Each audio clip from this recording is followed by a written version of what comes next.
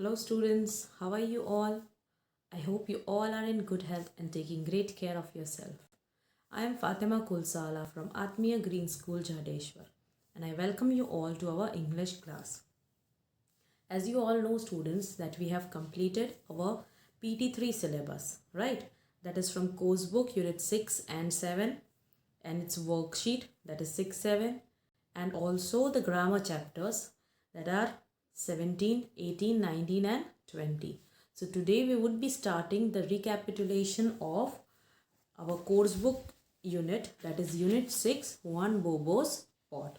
So let's just go through the story first and then we would go through the exercises as a revision. So I would request you all to open your textbook page number 76. Let's read the story and understand once again. Okay, so now let's read the story and answer the questions that follow. Juan Bobo lived in Puerto Rico. Well, his name was Juan, but he was called Juan Bobo because he was sometimes quite silly. As you know the story, it's a story about a boy who acted silly. Silly मतलब जो कभी कभी ऐसी चीज़ें करता है जो उसको ऐसा साबित करता है कि उसके पास दिमाग ही नहीं है, ठीक है, वैसा वाला उसका बिहेवियर होता है कभी कभी, इसीलिए उसको हुआन बोबो कहा जाता है. वैसे उसका नाम क्या है, हुआन है, लेकिन उसको हुआन बोबो बुलाया जाता है. One day Juan Bobo's mother invited friends for dinner. उसकी मम्मी जो है उसने अपने फ्रेंड्स को डिनर पे बुलाया. And what was she making going to make, she was going to make chicken stew. Chicken stew मतलब एक डिश होती है जिसमें मीट और वेजिटेबल्स दोनों धीरे धीरे कुक होते हैं, ठीक है, और उसके लिए एक बड़ा सा कंटेनर चाहिए और उसको स्लो गैस पे बनाया जाता है. Now Juan Bobo's mother she had chicken, she had rice, but she didn't have large enough pot. मतलब उसके पास एक बड़ा पॉट नहीं था, उसके पास चिकन और राइस थी. So what did she ask Juan to go and get the largest pot और the biggest pot in her grandmother's house. उसको बोला कि तुम जाके बड़ा वाला पॉट, जो सबसे बड़ा पॉट है, वो जाके अपने ग्रैंडमदर के घर से लेके आओ. So you have to hurry so that I can make my stew.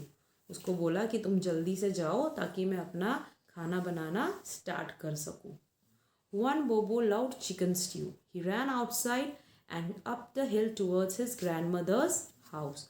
मतलब वो जैसे उसकी मम्मी ने बोला वो तुरंत ही अपनी ग्रैंडमा के घर गया. अभी ग्रैंडमा का घर बहुत ज़्यादा दूर नहीं था, it was just up the हिल, मतलब हिल चढ़ के ऊपर पहुँचते ही उसकी दादी माँ का घर आ जाता है. When he reached his grandmother's house, he went straight to the cupboard where she kept the pot. He lifted it up on his shoulder and called, "Thank you, grandmother," before heading for home. मतलब grandmother के घर पे पहुँच के ना hi hello कुछ नहीं, सीधा अंदर गया और पूछा भी नहीं कि मैं ले रहा हूँ कहाँ है. ही जस्ट वेंट इनसाइड, क्योंकि उसको मालूम होगा कि कहाँ रखा है. वहाँ जाके कबोर्ड खोल के उसमें से जो सबसे बड़ा पॉट था वो लेके निकल गया थैंक यू बोल के. कुछ नहीं बोला क्यों चाहिए, किसने मंगवाया. Okay, so that was something, he acted like a silly boy over here. Home wasn't far but that pot was heavy and the day was hot. घर तो ज़्यादा दूर नहीं था, लेकिन जो पॉट था वो लेके निकला था वो काफ़ी हैवी था और गर्मी भी बहुत ज़्यादा थी. I think I will rest a while, he said allowed. So he stopped and put that pot on the ground. उसने क्या सोचा कि मैं थोड़ी देर आराम कर लेता हूँ, उसके बाद जाऊँगा. अभी उसने सडनली क्या नोटिस किया कि पॉट के 3 पैर है, ठीक है, उसके पास तो 3 पैर है, ऐसे कैसे उसके पास 3 पैर आ गए. Hey, he said, you have 3 legs and I have only 2. Why should I carry you. वो उसको पूछ रहा है. अभी नाउ यू कैन इमेजिन कि how silly he was that he was trying to talk with pot, ठीक है. अभी पॉट तो नॉन लिविंग चीज़ है, वो थोड़ी ना आंसर देने वाला है या उसको समझेगा. वो उसको बोलता है कि तुम्हारे 3 पैर और मेरे 2 है, तो मैं तुमको क्यों कैरी करूँ, तुम खुद चलो, अपने पैर है तो तुम्हारे. You lazy pot, why don't you walk on your own, come we will race to my house. But since I have just 2 legs and you have 3, I will take a head start. उसने pot को क्या बोला कि तुम कितने lazy हो, तुम्हें अपने आप चलना चाहिए. ओके चलो हम लोग रेस लगाते हैं. लेकिन जैसे कि वो लड़का जो है हुआन बोबो, उसके पास तो 2 ही पैर है और जो पॉट है उसके पास 3 पैर है। तो उसने क्या बोला, I will take a head start. Head start मतलब मैं सबसे पहले चालू करूँगा, तुम बाद में आना मेरे पीछे। The pot seemed to be staring back at him. Right, staring का मतलब किसी चीज़ को देखते रहना कंटिन्यूअसली। सो अभी ऑब्वियसली पॉट थोड़ी ना कुछ बोलने वाला है कि आंसर बैक करेगा, तो वो सिर्फ सुन रहा था और देख रहा था हुआन बोबो को। It's easy, the house is just down hill and around the corner, he said, nodding at the pot. He was sure it understood his direction. Now Hwan बोबो वॉज सो सिली कि उसको लगा कि वो पॉट से जो बोल रहा है वो सारी चीज़ें उसे समझ में आ रही है। ठीक है, तो वो उसको बोल रहा है कि इतना डिफ़िकल्ट नहीं है, मेरा घर तो इधर ही है नीचे, मतलब हिल उतरते ही आ जाएगा। So you just have to start running as soon as I also start. और ऐसे ही अपना सर हिला के निकल गया उधर से। उसको ऐसा लगा कि उसको समझ में आ गया। ठीक है, लेकिन अभी पॉट तो नॉन लिविंग है, उसको थोड़ी ना कुछ समझ में आने वाला है। And he started running. I am off, he said, and he began to race towards home. और फिर वो भागने लगा अपनी घर की ओर। When he reached the cottage, he rushed inside and said to his mother, did I get here first? Juan Bobo's mother looked at her son's sweaty, flushed face and said, what are you talking about? Where is your grandmother's spot? अभी उसने तो race चालू कर दी, उसने तो पीछे घूम के देखा भी नहीं कि वो पॉट उसके पीछे पीछे आ रहा है कि नहीं आ रहा है। वो तो बस भागता गया और जैसे ही घर पहुंचा तो मम्मी को जाके पूछता है कि कौन पहले आया, did I get here first या फिर पॉट पहले आया। तो उसकी मम्मी को तो पहले समझ में ही नहीं आया कि वो हुआन बोबो क्या कह रहा है। वो उसके बेटे को देख के ऐसा पूछ रही है कि तुम क्या बात कर रहे हो। Where is the grandmother spot, where is it, I asked you to get the pot right, so why didn't you bring it? Mother, Juan Bobo said very seriously, that pot has 3 strong legs and I only have 2. So I told the pot I would race it home. अभी उसने अपनी mummy को समझाया कि वो क्यों उठा के नहीं लाया उसको, उसके पास तो 3 पैर है। Then why should I pick him up? I said that you also have to run along with me. Juan Bobo's mother shook her head. Oh, Juan Bobo, don't you know pots can't walk on their own? You go back and get that pot right now or you will have no stew at all. तो Hwan की जो mummy है वो ऐसा सिर हिलाने लगी कि एक लड़का क्या कर रहा है। उसको बताती है कि pots don't walk by themselves, हमें उनको उठाना ही पड़ता है, राइट। तो उसको बोलती है कि गो एंड गेट द पॉट, वरना तुमको चिकन स्ट्यू नहीं मिलेगा क्योंकि मैं बना ही नहीं पाऊंगी। Juan Bobo ran back to the hill and found the pot right where he had left it. Obviously अभी वहाँ से वो कहाँ जाने वाला है, वो तो उधर ही रहेगा। अभी वहीं पे छोड़ के आया था तो वहीं पे था वो। He was again shouting. Juan Bobo ने वापस चिल्लाना चालू किया। Lazy pot, he shouted, now I am in trouble with my mother and I may not have dinner tonight. You have one more chance, get going down the hill. अभी वो वापस उसको समझा रहा है कि देख तुमको एक और चांस दे रहा हूँ मैं, सीधे सीधे नीचे उतर जाना अभी, क्योंकि ऑलरेडी मैं बहुत प्रॉब्लम में हूँ बिकॉज मम्मी खाना नहीं बनाएगी, डिनर नहीं बनाएगी। So what will I eat? So naturally the pot just sat there staring at poor Juan Bobo and this made the boy more angry. अभी उसको और गुस्सा आ रहा था क्योंकि पॉट अभी भी मूव होना स्टार्ट नहीं किया। वो तो मूव होने भी नहीं वाला है anyway because it is non living. But Juan Bobo was very angry कि इतने सारे डायरेक्शंस या इतने सारे इंस्ट्रक्शंस देने के बाद भी pot is not ready to move from his place. So उसे इतना गुस्सा आया कि ही जस्ट किक्ड इट। ठीक है, उसने अपने पैर से मारा। अभी पॉट जो था वो राउंड था and it was going down the hill, right, slope उतरना ही था। तो अभी स्लोप उतरना है तो अभी जो राउंड चीज़ें होती है आपको भी पता है कि वो चीज़ें अपने आप ही रोल हो जाती है। तो उसी तरह ये पॉट भी रोल होने लगा अपने आप। सो One Bobo kicked the pot and it tipped over on its side and began to roll down the hill. मतलब वो एक तरफ से झुक गया, मूव हो गया और रोल होने लगा।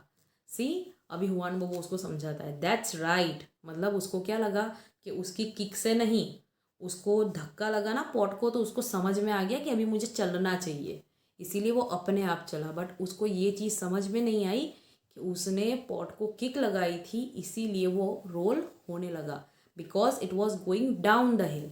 वो स्लोप उतर रहा था, इसीलिए वो अपने आप उतर गया। But anyway, Bobo was very happy. He was overjoyed that at last the pot was on its way home. And so the pot and Juan Bobo reached home. और ऐसे ही दोनों घर पहुंच गए. Juan Bobo was very happy that night as he ate the delicious chicken stew his mother had cooked inside that pot. So his mother was able to cook the food that night, and he was able to eat that delicious chicken stew. Delicious मतलब बहुत tasty वाला food उसने खाया. In the morning his mother said, now Juan Bobo, take the pot back to your grandmother's house. अभी जब सुबह हुई तो उसको उसकी मम्मी ने बोला कि you need to go and give this pot back to your grandmother. So Juan Bobo looked at the pot and saw that it still had 3 legs. अभी वो कहाँ जाएंगे पैर उसके, वो तो होंगे ही ना. And even though he was full with delicious chicken stew, he still had only 2 legs. तो अभी थोड़ी ना रात को खाना खाया अच्छे से तो पैर ग्रो हो जाएगा, वो तो पॉसिबल ही नहीं है ना. फिर भी उसको ऐसा लगा कि ऐसा क्यों है. But that was okay. But Juan Bobo's heart was kind and he knew the pot had worked hard all night cooking that stew. Juan Bobo दिल से अच्छा था तो उसने सोचा कि कोई नहीं, अभी पूरी रात बेचारा पॉट खाना बना रहा था, राइट, गरम गरम गैस पे. तो उसने सोचा कि कोई नहीं, इस बार मैं तुमको अपने कंधे पे उठा के ले जाता हूँ, but next time you will have to walk back home on your own my friend. मतलब पॉट से बात कर रहा है वो और उसको बता रहा है कि तुमको नेक्स्ट टाइम मैं नहीं उठाऊँगा, इस बार तुमको मैं उठा के ले जा रहा हूँ. Next time you have to walk back home by yourself. So from this story you can learn that the boy was kind hearted but he was silly, right? But it's okay. So this was the story and I hope that you understood it. Now let's go through the question answers once. So let's see question answers. I hope that you have written all the answers in your notebook. जैसे कि मैंने आपको बोला है, meanings लिखना है, reading 1 लिखना है और रीडिंग 2 लिखना है, राइट. वोकेबलरी तो हम लोग बुक में ही लिख देते हैं. वोकेबलरी है, ग्रामर पोर्शन, राइटिंग है ना. तो let's go through the reading portion first. So now let's see reading 1 question answers. Why was Juan called Juan Bobo and do you agree with the reason? Yes, why was he called Juan Bobo? Because he was sometimes quite silly. Yes, I agree, because Juan actually does silly things, right? Now let's see second one. Why did Juan not want to carry the pot home? Juan did not want to carry the pot home because since the pot had 3 legs and Juan had only 2 legs, he thought that the pot should walk on its own. जैसे कि उसने देखा कि pot के 3 पैर है और खुद के 2 है, तो उसको ऐसा लगा कि पॉट को खुद ही चलना चाहिए, इसीलिए उसको कैरी नहीं करना था. How did pot finally reach Juan's home? When Juan got angry at the pot for not reaching his house, he kicked it hard. उसने बहुत ज़ोर से लात मारी उसको. The pot tipped over on its side and began to roll down the hill. It rolled down all the way to Juan Bobo's house. Because it was down the hill. जैसे कि मैंने आपको बोला कि वो स्लोप था, इसीलिए वो एक जगह से टिप मतलब एक साइड पे टिल्ट होके नीचे गिरा और अपने आप ही रोल होके नीचे पहुंच गया, right. Now question number 4 is you have to read the story and number the sentence in order in which they appear in the story. Now this is something which won't be coming in your exam. It's just a story but you have to remember it कि कौन सी order में वो चीज़ें हुई है, ठीक है. जैसे कि यहाँ पे दिए हुए हैं कुछ ऑप्शंस, उसमें पहला है Juan Bobo's mother invited friends for dinner. So this is the first thing that happened. फिर Juan Bobo ran outside and up the hill towards his grandmother's house. वो उसके बाद pot लेने गया. Juan Bobo took the pot and thanked his grandmother and left. वहाँ से pot लेके thank you बोल के वो निकल गया. Then he noticed that the pot has 3 legs. जब वो आराम करने बैठा तब उसको पता चला कि pot के 3 पैर है, right? He shouted at the pot and he called it a lazy pot. Then he ran a race down the hill. और फिर जब वो नहीं आया पॉट तो उसने बाद में क्या किया, वापस ऊपर जाके he kicked the pot down hill and Juan Bobo picked up the pot and walked up hill. मतलब रिटर्न में जब देने जा रहा था at that time, Okay. Now let's see question number 5. Juan is called Bobo because he was silly. Here are few statements about what Juan does in the story and which of these are silly. So here in this question, we need to find out the things which we consider are silly. Silly matlab, you can say that the things which makes him look immature, or you can say that he is not using his brain. Okay, let's see that. So let's see some sentences and tick out the one which are showing that Juan Bobo is silly. Juan loved chicken stew. Juan thanked his grandmother. Juan talked to the pot. Juan asked the pot to run a race. Now C and D are something which shows that Juan is silly. Juan kicked the pot downhill. Juan lifted the pot from his grandmother's cupboard without asking her first, and Juan helped his mother by bringing and returning the heavy pot. Now your E and F are also something which shows that Juan Bobo was silly. ये चीज़ें आपको tick the correct answer में आ सकती है, ठीक है. Now reading 2 जो है उसमें पहला वाला क्वेश्चन आपको खुद से लिखना है. Do you like Juan Bobo, why और वाई नॉट. आपको रीज़न देना है कि आपको Juan Bobo पसंद है या नहीं पसंद है और वो क्यों. इन question number 2 it's not going to come, so you can just cancel it. Now let's move on to vocabulary. Vocabulary में homophones. What do you mean by homophones? Homophones means two words which sound same but दोनों के spellings और meanings different होते हैं. For example, one and this one. Okay. अभी ये दोनों words जो है उसका साउंड सेम है लेकिन स्पेलिंग भी डिफरेंट है और मीनिंग भी डिफरेंट है. ये वन का मतलब होता है this one, you can say number, right. और ये वन का मतलब होता है जीतना, टू विन, है ना. वैसे ही यहाँ पे ब्लैंक्स में कुछ वर्ड्स दिए हुए हैं which are homophone and you need to arrange it properly. Okay, कहाँ पे कौन सा वाला वर्ड यूज़ होगा वो आपको ध्यान देना है. The hen ate 8 worms. If you see this sentence, the first one, 8, that is your verb, ठीक है. और कितने खाए उसने? 8 worms खाए, ठीक है. सो ये हो गया number. How can I see my right eye with my left आई.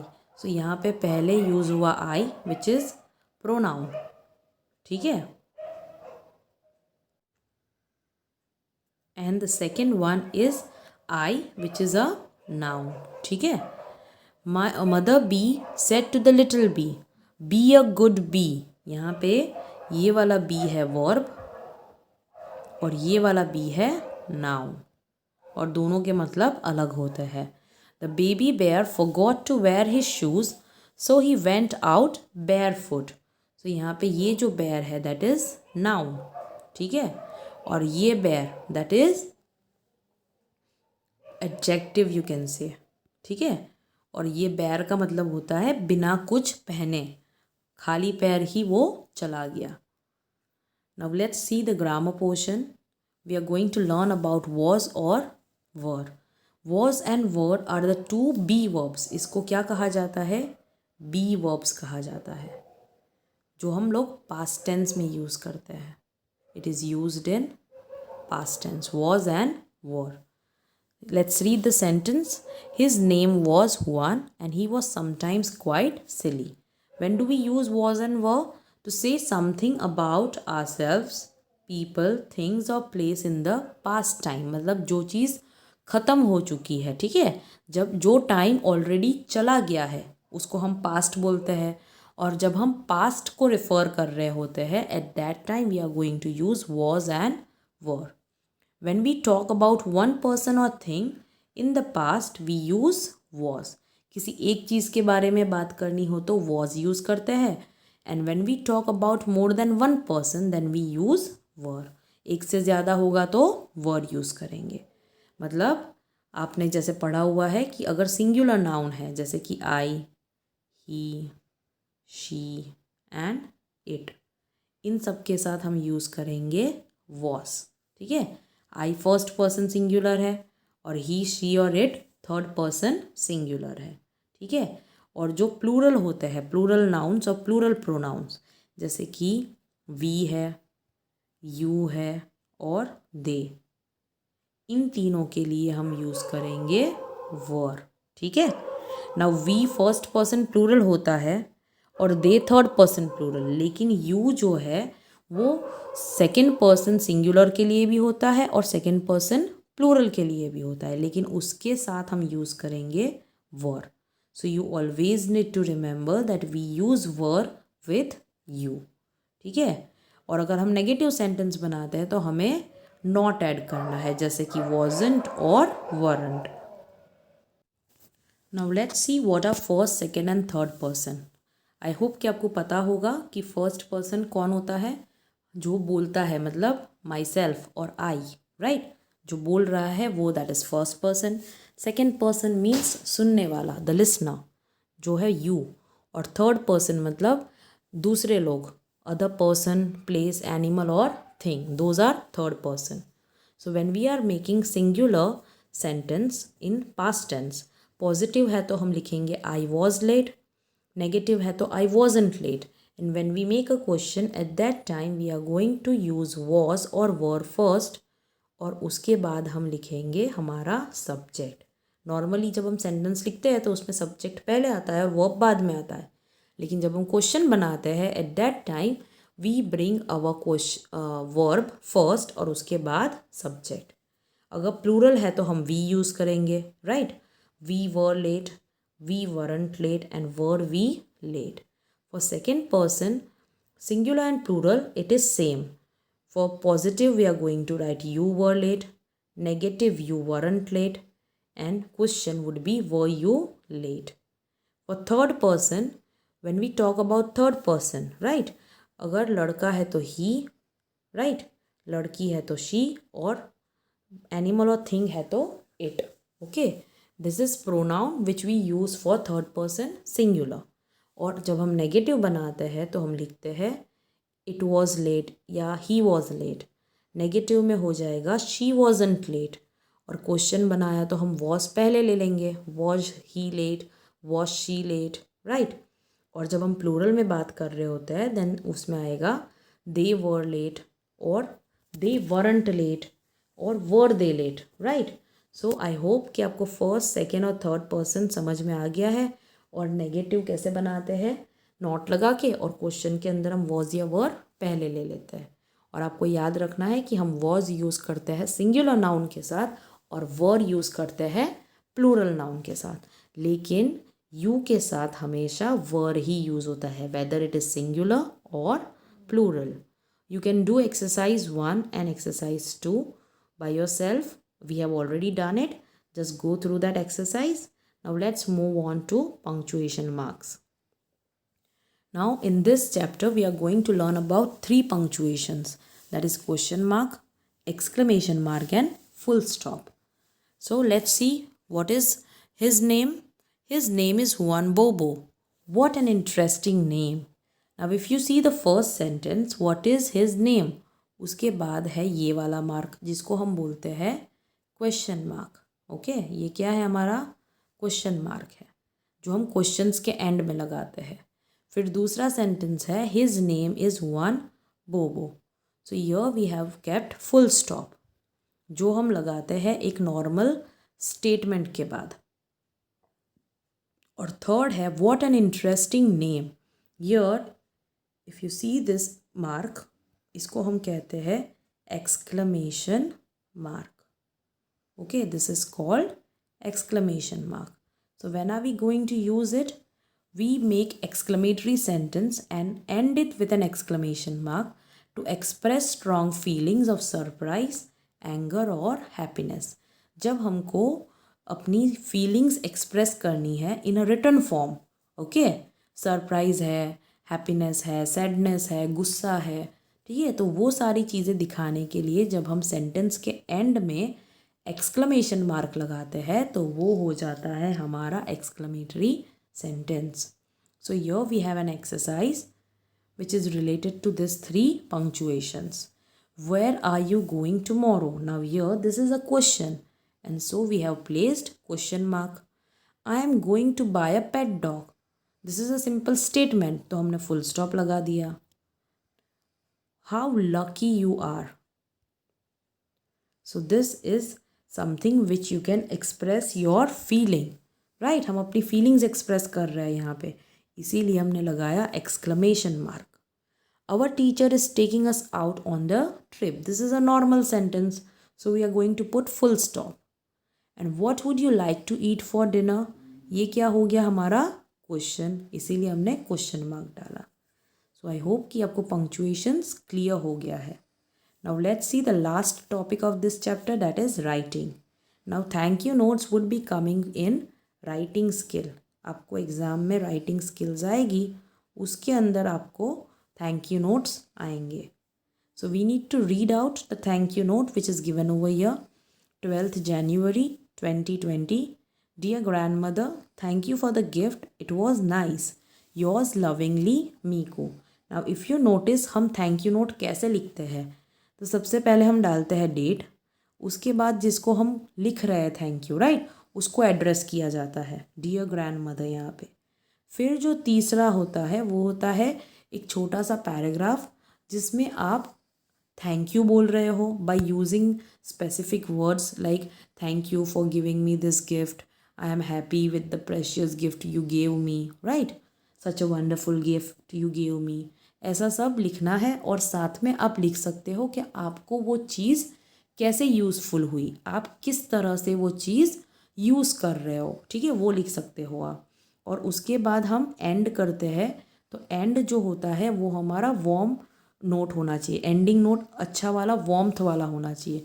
तो हम लिख सकते हैं योर्स लविंगली या फिर हम लिख सकते हैं लव, ठीक है, और लास्ट में आपको अपना नाम लिखना है, ठीक है. सो ये हो गया आपका थैंक यू नोट. आपको इसी तरह थैंक यू नोट लिखनी है. Now see just read the second one over here. Dear grandma, you are wonderful. How did you know I wanted a new colour set? I have never seen such a big box of colors. It has 36 colors. Thank you so much. I am making big animal posters. You must come to see them. Love, Koel. So this is also the same format. Date पहले, उसके बाद हमने लिखा जिसको address कर रहे हैं उसको, राइट, थैंक यू बोल रहे हैं.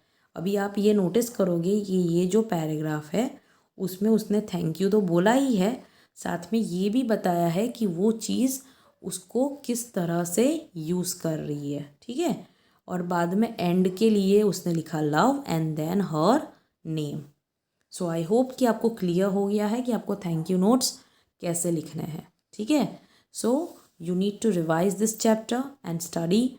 राइटिंग स्किल्स में थैंक यू नोट्स है, उसके बाद ग्रामर पोर्शन है और रीडिंग 1 एंड रीडिंग 2 और मीनिंग्स, ठीक है. ये सारी चीज़ें आपको रिवाइज करनी है और अगर कोई डाउट है आपको तो आप मुझे लाइव क्लास में पूछ सकते हो. Thank you and see you soon.